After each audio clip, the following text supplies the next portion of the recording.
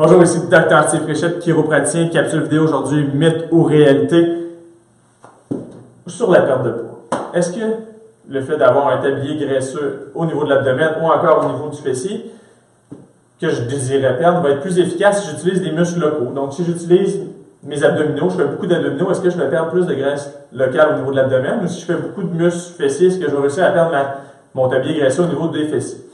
Bien, la réponse, c'est que c'est un mythe. Et même, c'est une perte de temps, c'est une mauvaise conception de l'activité physique. Si vous utilisez vos abdominaux éperdument pour perdre votre graisse abdominale, vous perdez votre temps parce que c'est un petit muscle et il perd très peu de calories. Donc, ça vaut la peine d'utiliser des alternatives qui sont beaucoup plus efficaces, comme l'exercice cardiovasculaire, où est-ce que vous faites de la course à pied, du vélo, du jogging ou peu importe, qui va vous faire brûler beaucoup plus de calories, qui va utiliser des grosses masses musculaires, beaucoup de masse musculaire également, pas juste les jambes, les mollets, les fessiers, le dos, et ainsi de suite.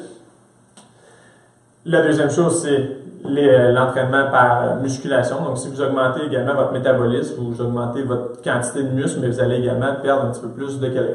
Par contre, c'est un autre mythe que l'activité physique, c'est la façon la plus efficace de perdre du poids. Si vous voulez brûler des graisses, bien, l'activité physique va être un de vos partenaires, mais ne sera pas le plus efficace pour faire cette tâche-là.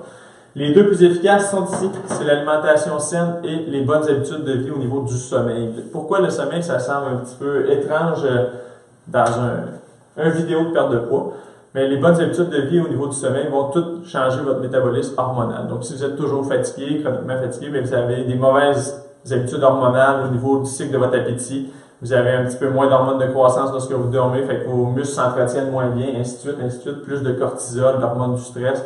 Toutes des choses qui vont jouer sur votre métabolisme et qui vont jouer contre vous. Fait que c'est un des facteurs les plus importants. Le deuxième, l'alimentation saine.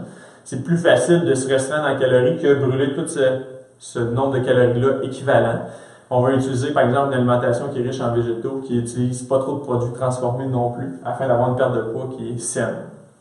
Finalement, l'activité physique cumulée à ça, mais va vous permettre de ne pas perdre de masse musculaire et même l'augmenter pour augmenter votre métabolisme de base. Votre dépense calorique à rien faire dans une journée va être plus grande si vous faites de l'activité physique, de la musculation, du cardio, ainsi de suite. J'espère que j'ai répondu à votre question sur un mythe sur la perte de poids. Donc, si vous avez toute autre question en musculo-squelettique, n'hésitez pas à m'écrire. Dr. Steve Fréchette, chiropraticien.